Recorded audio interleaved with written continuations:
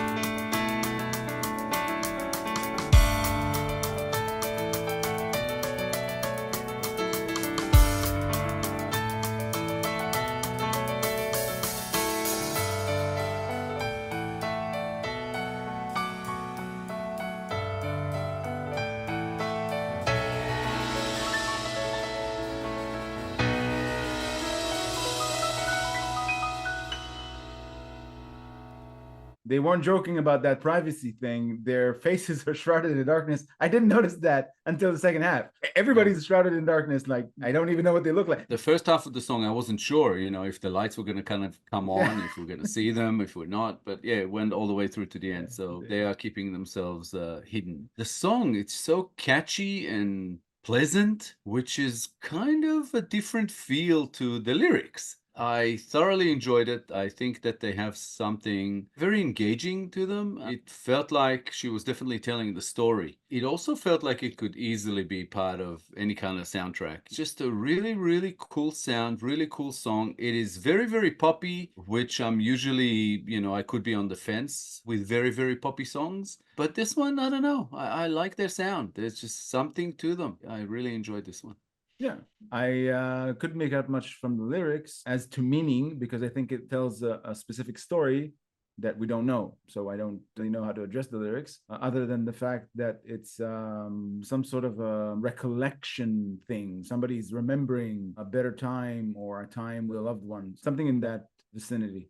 To me, what I got from the lyrics is it's basically a song about loss. This is someone who lost someone else, someone close to them, whether it's a romantic thing or not, doesn't really matter. I don't think it's about that. But the person who's left behind does not seem to know how to deal with the loss. So it's like they're just kind of going through the motions, living like a ghost, that kind of thing. I wasn't sure about the meaning all the way through to the end, and that actually that final line got me. It says, I was merely living without knowing a thing. That's all I was doing. Even now, Amy. So it's addressed at someone very, very specific from that, and it made it all the more personal and just touching. As I was going through it, just some of the lines just really hit home. For anyone who's experienced any kind of loss, you know, would probably be able to relate. And yeah, I thought it was actually kind of beautifully written. At first, much like you, I wasn't sure where this was going, you know. Today I felt a sensation like I was dying, just waiting for tomorrow. I looked down on the changing seasons. Might as well, I think. I've come quite a long way already.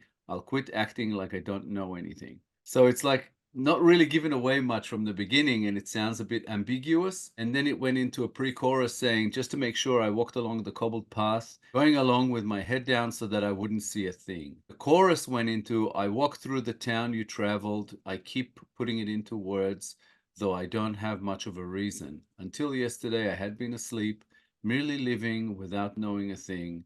That's all I was doing. At this point, it almost felt to me like this person may have been coming to life because they met someone. But as it kept going, it felt like it was more a story of loss. You know, that line, until yesterday I had been asleep, sounded like they met someone and now they can see more, they can feel more. Something about the general feel of it felt like it was more about loss. There's ambiguity in it that makes it hard to really see it. But what you said about the line where until yesterday I had been asleep, if it's the happier version of the interpretation, then this person has been merely existing until they met this other person. And then they started living once they met them. And the previous line that you mentioned, just to make sure I walked along the cobbled path, going along with my head down. As this person, what it said, well, it's kind of clear that they retraced where their loved one once walked so they can have something left of them after having lost them. That's where I think the ambiguity lies.